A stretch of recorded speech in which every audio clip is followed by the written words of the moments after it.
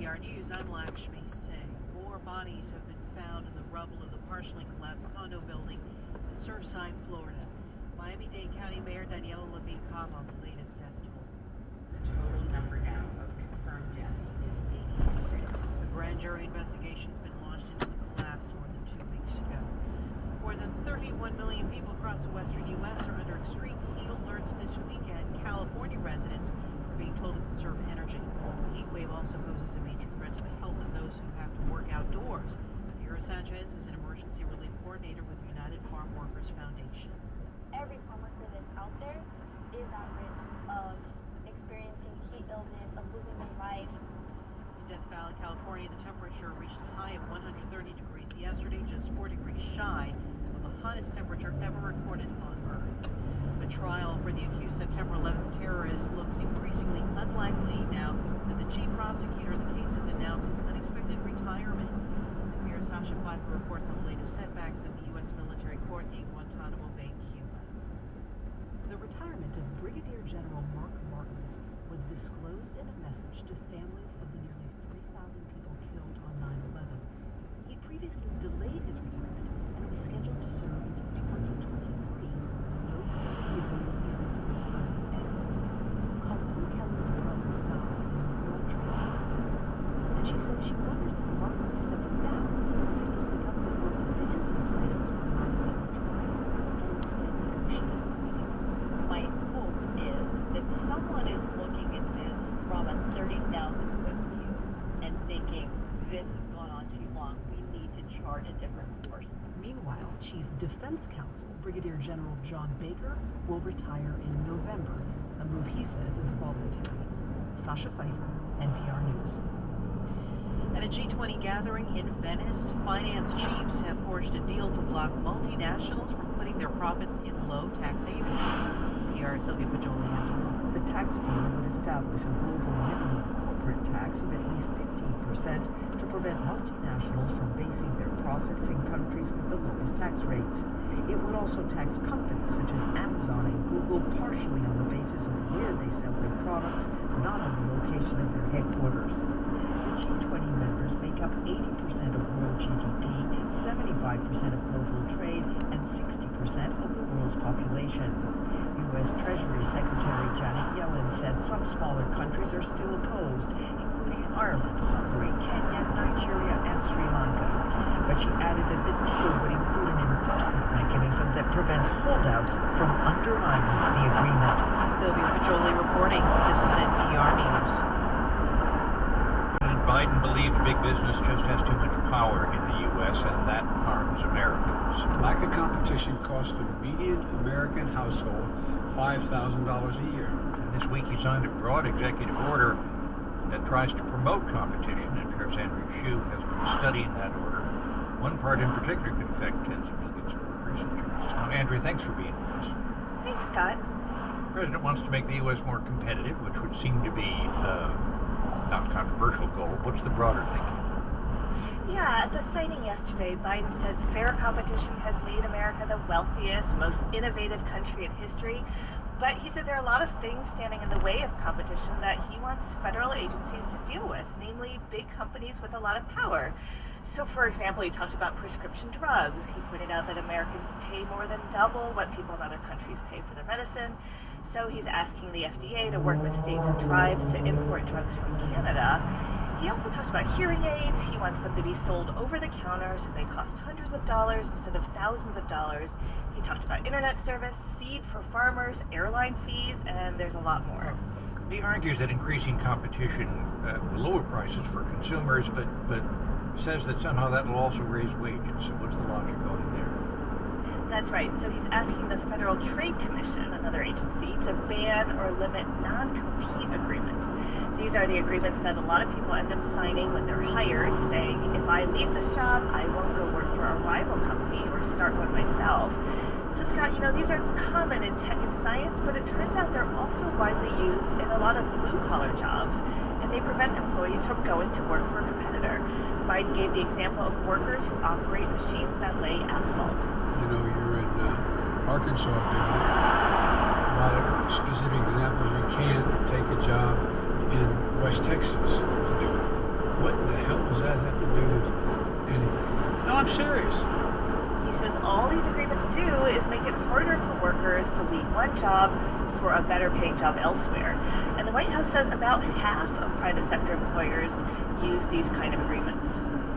Can you do that? A federal ban on non-compete agreements?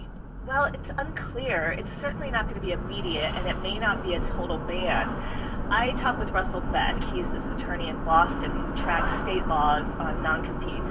He thinks the Federal Trade Commission is likely to do something narrower, maybe something focused on low-wage workers, but he doesn't think they'll ban non-competes in all workplaces.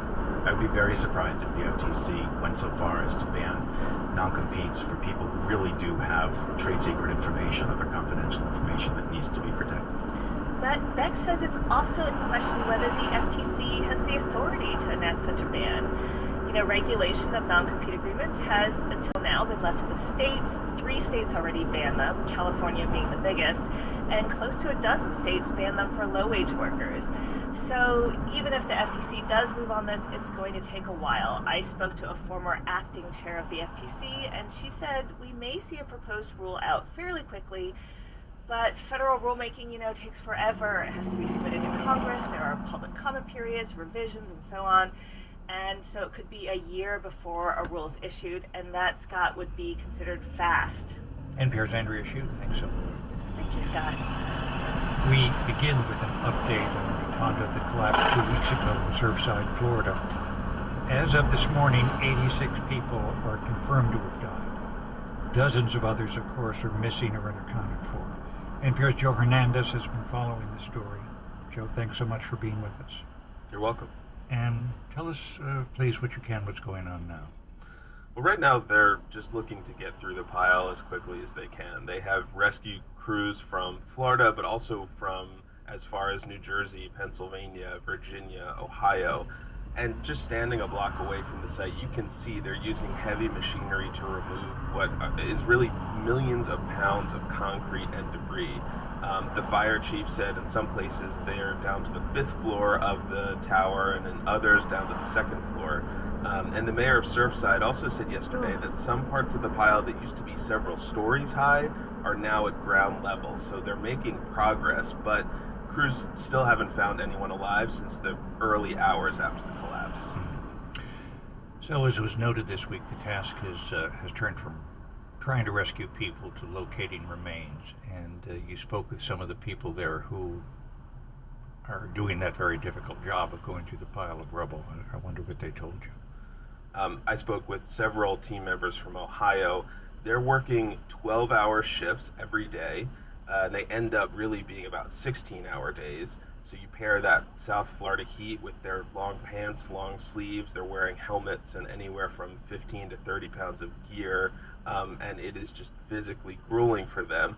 And that's to say nothing of the emotional toll that they're also facing.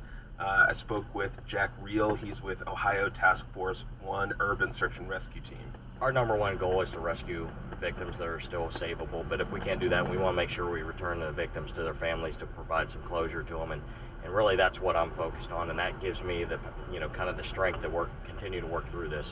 So he's been in Surfside for more than a week now, and it's not been easy for him and his team, but he says the community support in town is what's helping motivate him to keep at it. And work just continues. That's right. Nothing changes. There are crews on the pile 24 hours a day, and they're continuing to sift through the rubble looking for clues as to why the building collapsed, as well as looking for those who died. So it's difficult work, and it's mentally challenging and strenuous for them. And officials have made it clear that there are mental health counselors available to those workers, both on the site and also in more private settings if they want to use them. Joe, before we go, I want to give you a chance to tell us, I don't think we can use the word happy.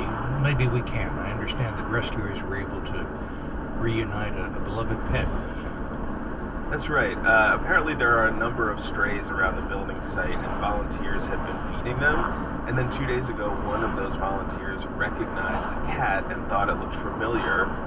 In addition to posting photos of missing people, some have been posting pictures of missing pets as well. So the volunteer took that cat to a shelter, and they were able to determine that the cat had lived on the 9th floor of the collapsed building. They don't know how it got out or how it survived, but Miami-Dade County Mayor Daniela Levine Cava said it was good that something positive had happened. I'm glad that this small miracle could bring some light into the lives of a hurting family today. Levine Cava didn't give any details about the family, but this sure seems to have buoyed some spirits here and put some smiles on some faces very briefly. NPR's Joe Hernandez in Miami. Joe, thanks so much. You're welcome.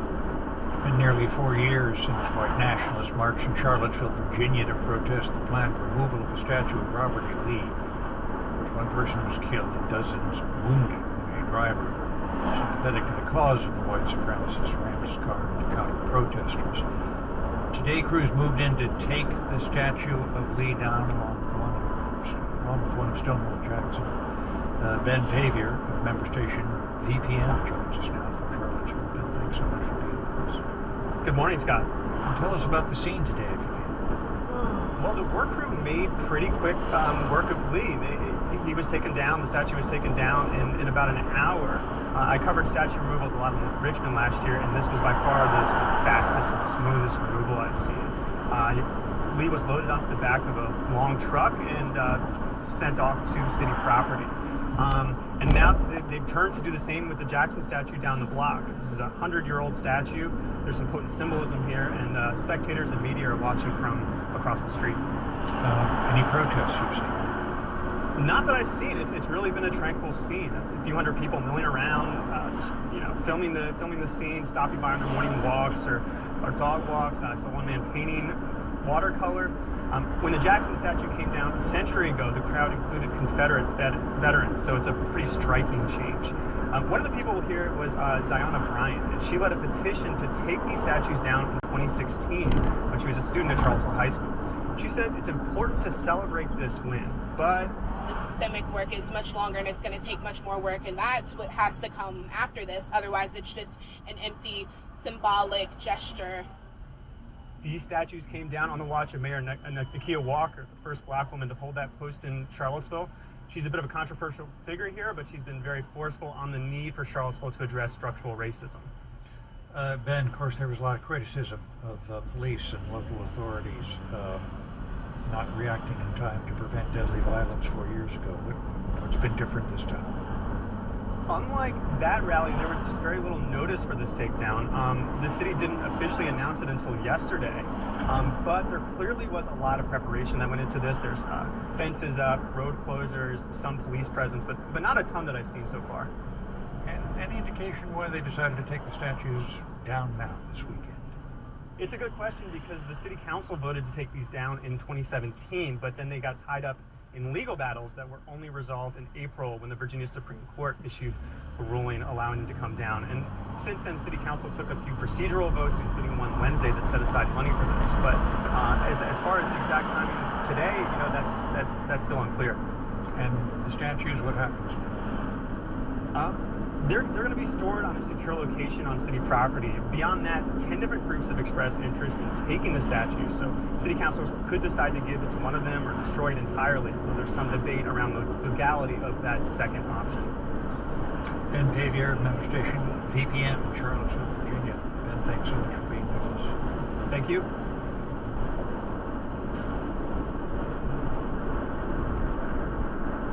This year, China abruptly raised its birth limit, so married couples can now have up to 3 children. This is a dramatic shift for a country that just less than a decade ago was still forcing families to sterilize mothers and abort babies under the one-child policy. NPR's Emily Fang spoke with families who had more than one child and accepted the risk therein. A warning, the story contains extremely disturbing characterizations. Outside, rain falls. Inside, a middle school student completes his homework. His mother watches him approvingly. It's my baby's break from school right now, but he likes to game and go online. So I get worried and I come home to look after him. She's especially protective of him.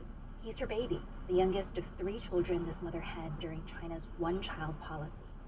Having him was a huge risk, and she initially struggled with whether to keep the pregnancy. I had already had 2 children, but my heart just didn't feel right.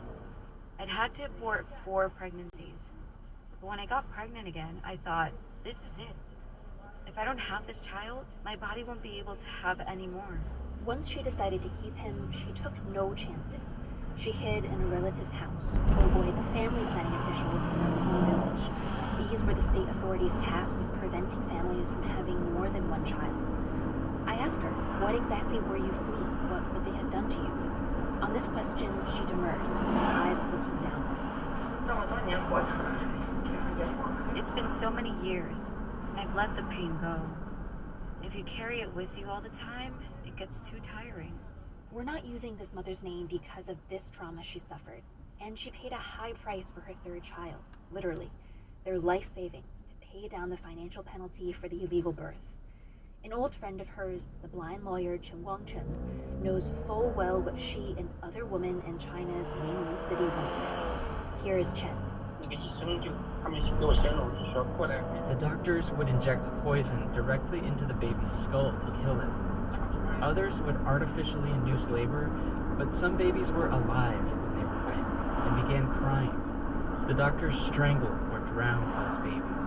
This was China under the one-child policy, which the Chinese state says led to an estimated 400 million fewer births over a 4-decade period. The rule was beginning to relax in the early 2000s. But then in 2005, family planning officials began enforcing the policy with a renewed ferocity in Chen's hometown, the city of Linyi, home to about 11 million people. Lu Bilun, a resident, remembers the aggressiveness of the campaign. This was not your average level of policy enforcement. Officials would kidnap you if you tried to have 2 children. If you were hiding, they would kidnap your elderly relatives and make them stand in cold water in the winter. It was vicious. Lu remembers how terrified he was while having his second son. He paid a fine. Others got it worse. So Chen, the lawyer, mounted a class action lawsuit on behalf of Linyi's women. But the Chinese government punished Chen by imprisoning him here in his own house. Chen's brother shows me around the lawyer's now crumbling home. Chen's brother says this home used to be filled with guards to watch him. They'd surround the house and sleep right next to him. Eventually, Chen escaped and took refuge in the U.S. Embassy in Beijing. Today, he lives in the U.S. with his family. Stories like this are hard to process when you consider in 2016, China allowed all families to have 2 children. This year, it raised that limit to 3. The supposed crimes of the families of Linyi are now perfectly legal. So why won't China remove all camps? Because despite all the overwhelming demographic evidence, they're sort of saying, we want to control you. This is journalist Mei Fong. She wrote One Child, a book on the policy and how it shaped all of Chinese society in sometimes unexpected ways. For example, when limited to 1 child, people prioritize sons over having daughters. A very unbalanced population, gender-wise, has led to, for example, a rise in property prices because families of men have bought apartments in order to make their sons eligible in a marriage market where there are millions of missing women. These effects will be felt in the generation ahead. And in the end, it's not even clear the policy worked, as in demographers are divided on whether China needed the one-child policy to decrease its birth rate. Here's Stuart Geidel-Baston, a demographer with the Hong Kong University of Science and Technology. The one-child policy was not the only thing that happened in China in the 1980s and 1990s. There was also rapid urbanization, rapid economic growth, rapid industrialization, female emancipation, female rights, female labor force participation, ... And so families were already having fewer children before the policy was instituted. But then one-child policy just, maybe pushed that along a little bit. But there's only one China and there's only one-child policy. So it's kind of impossible to say the real effect of that. What is certain is there is a whole generation of children out there whose births were ruled illegal by policymakers. Now they're coming of age, and their entrance into the workforce is very much desired by the same policymakers. In a Linyi village, the son has finished his homework and goes outside to play. His mother demurred when I first spoke to her. Now she opens up about how dearly her family fought for his birth. After she went into hiding, her husband used a pickaxe to drive off officials who wanted to prevent the birth. For that, he ended up in prison. All we can do is go on living, she says about that time. She says she doesn't care anymore about the past. There's no use in trying to make sense of society. Her worries these days are more mundane. My son needs to get married, right? That requires buying him a car, an apartment. No one can afford that. And ironically, now that people are allowed to have more children, they are increasingly reluctant to because of the costs she's just mentioned. Women have it all figured out now. They won't have any more kids, even if they're told to have more. The mother laughs helplessly. People act in funny ways, she says. There's no point in controlling them. Emily Fang, NPR News, Ningyi, China.